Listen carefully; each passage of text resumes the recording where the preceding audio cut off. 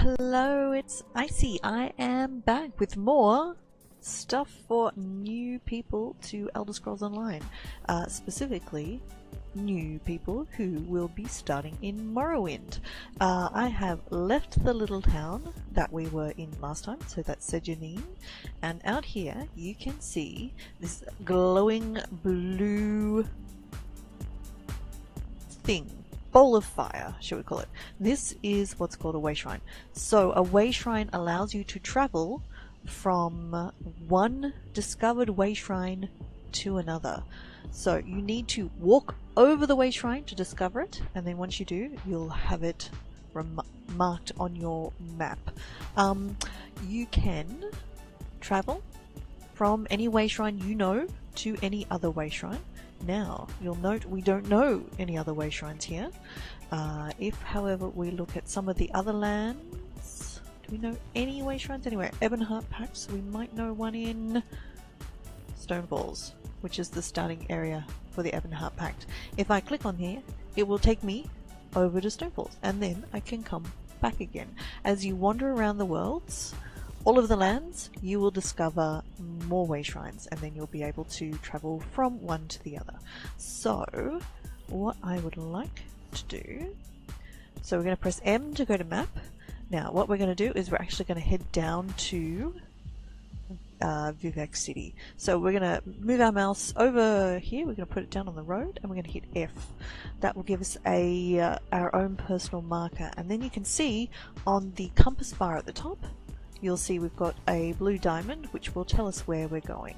Now, as we're wandering around, you'll note people have these little glowing arrows. That means they have a quest for us. I'm not going to talk to these people because that would spoil it for you. I'm going to let you discover these quests for yourself.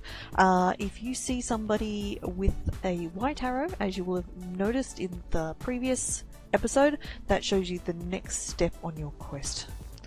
So the other thing I'd like to show you to do with traveling, very specific to Morrowind, are the Stilt Striders.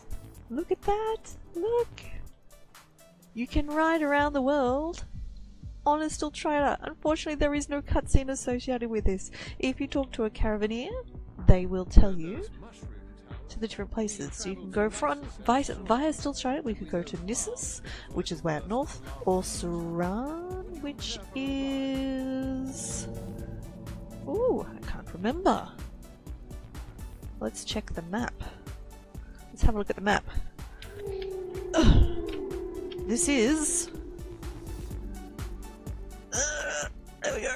This is my paper Morrowind original paper map. So, according to this, Suran is... So Suran is down here, roughly. That's Suran there. So, we might go there later, but for right now, let's keep going down to Vivec City.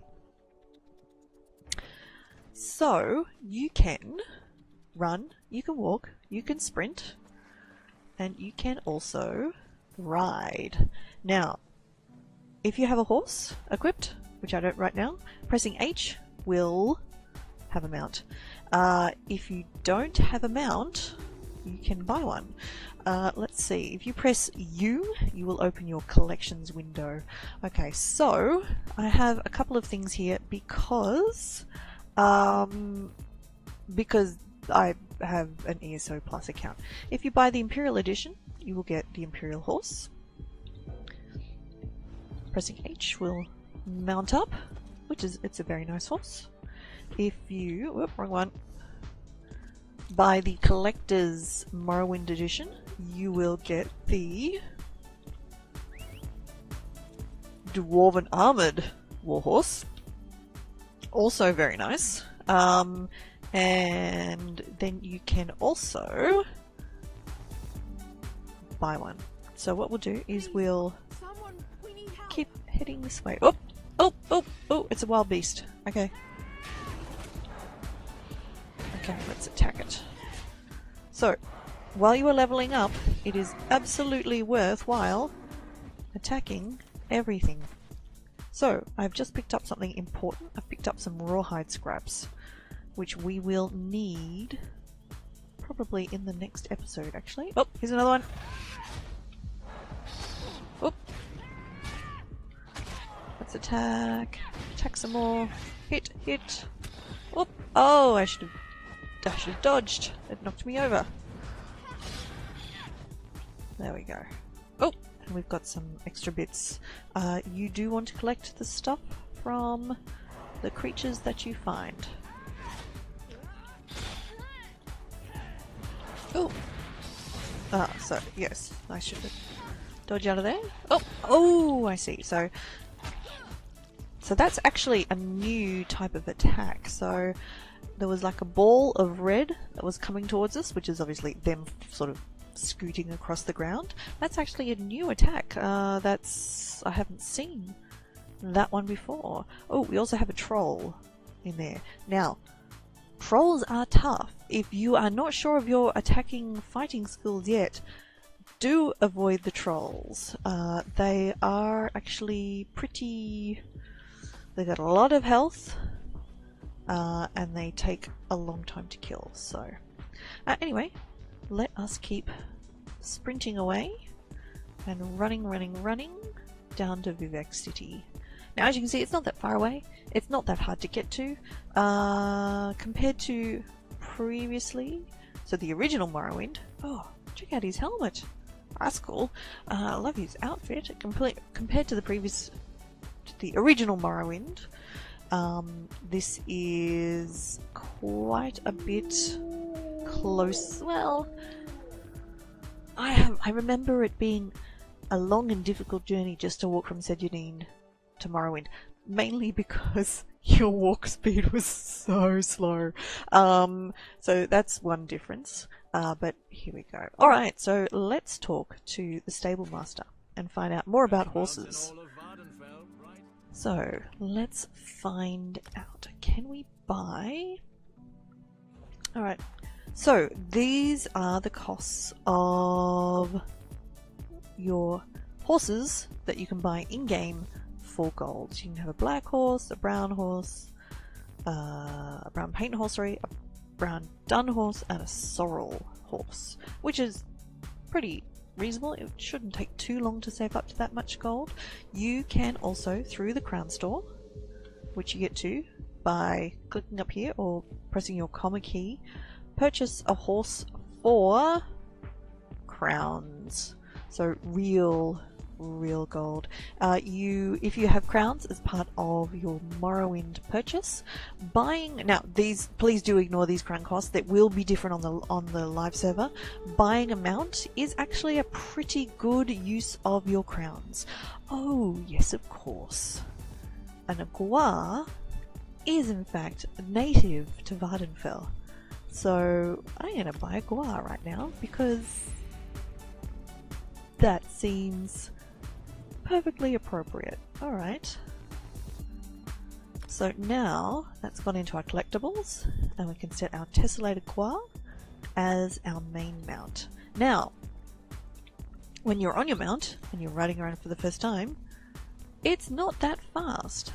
You can sprint on your mount as well, but you see you're not actually going that much faster than walking speed.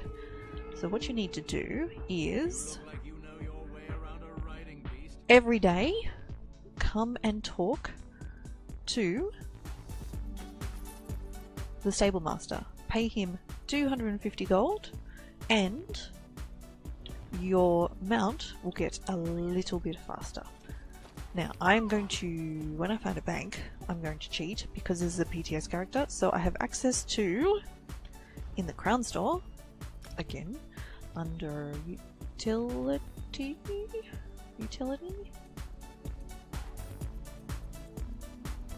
No, upgrades maybe. Riding lessons. You can use, now these are once again not 1 crown each. I think I don't know because I trained up my horses well before the crowns actually appeared. You can actually get some lessons. So speed lessons are probably the thing you might want to go with first. Second would be the riding capacity. Now, the capacity means that actually increases your inventory size. So you start out with 60, you can get another 60 from improving your horse's carrying capacity, and then you can also pay extra in-game gold from the banker, or no, the pack merchant, which will increase your inventory even further. So that's worthwhile doing. Stamina, your horse's stamina is basically how well you can avoid getting knocked off by enemy players or enemy creatures, and how long your horse can sprint for. So that's worthwhile doing. Probably at the end, really. The other ones are more important to go through first. So let's mount up and head over. And what's this? It's our second way shrine. So if we click to use, you'll see now we can fast travel back and forth between the two way shrines. Now, if I was somewhere in the world and I really, really, really terribly wanted to get to the way shrine, I could, and it's going to cost me some gold to get there. The second time I do it, it will cost me like 10 times as much gold, and the third time it costs you it's a logarithmic curve, so it gets much more expensive. If you are in a party with a group of other players, or in a guild with a lot of other players, or just one or two, you can right click on that other person and say travel to player, and it will take you to the closest way shrine, which is a great way, and that doesn't cost anything, so you can certainly do that for free. Now, well, as we're here, let's talk about this. These vendors here are actually vendors that are rented by players or player guilds, and you can buy items off other players through the guild house. Now, only this one here is an actual guild house, so this is the only one that's been bought by a guild. We are in the PTS server after all, and we can search for all items. So no items are for sale in here, but otherwise you would get a long list of items that you can narrow down with what you're looking for. This one's actually been bought as well. Let's have a look. Come and do business. Nope. Also no items for sale. So that gives you an idea of the guild traders. So, all right, we have made it to Vivek City. So let's go to the next spot, which is the bank, and her fabulous outfit. Her outfit is stunning. Anyway, totally want her outfit. So the first thing is your personal bank, which is under bank.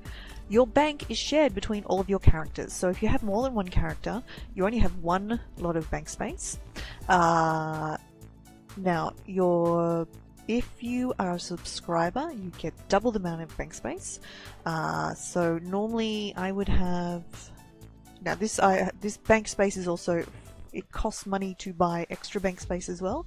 You would purchase it from the banker, which I have obviously already done. So my bank is already expanded to its maximum. So, as a low-level character, as you start collecting stuff, you'll find you start needing bank space.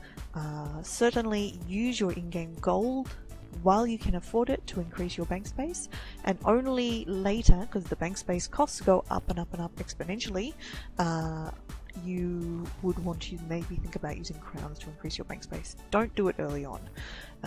It's not worthwhile. The same with your inventory space as well.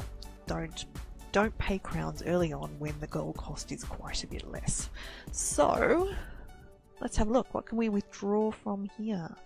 Let's have a look. What have we got? I can deposit things. I don't think I want to deposit anything right now.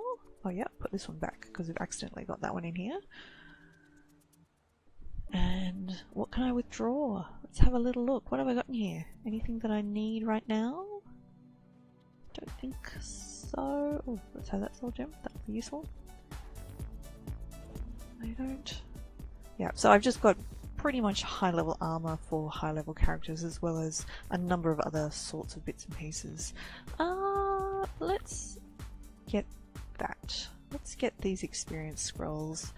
So this is something else that you can... here we go. This is what we came for. Riding lessons. So these came with the other character which I've created on here, which is like a automatic top level one. It comes with all this stuff in the inventory. Just for testing. This is not the way it works on the real server. Okay, so what we get here, so we have experience scrolls. Now you will get some of these probably if you have pre-ordered. Using one of these will pretty much just give you extra experience, so it allows you to go through levels faster, and that can be quite a handy thing, especially if you've got multiple other characters and you just want to get them up to level 50 quickly, so then they automatically become top level. So that's your personal bank. Now if you join a guild, you will have access to a guild bank as well. I'm not currently a member of a guild. The guild bank unlocks when you have 5 or more players, I think, from memory. Could be 10 or more players, I'm not sure. And then also you have access, if your guild has 50 or more players, you can sell your items to other players through an automatic guild store. And then if you have a guild, your guild has a store, it can then bid on the vendors in the world and try and sell to other players as well. There is no central auction house of any sort. So there are some extra websites that you can use and search for things, but there are no auction houses in general. So I think that's a good summary to start with. That's just a few more useful things that you will need to know. Horse riding, way shrines, traveling to players in your party, your bank, and next time we'll talk about crafting. So thank you for watching. Please let me know below what you think. If you have any questions, if you are an already experienced Elder Scrolls Online player, are you dragging anybody else in to play with you? I'm really curious to see who's going to start playing.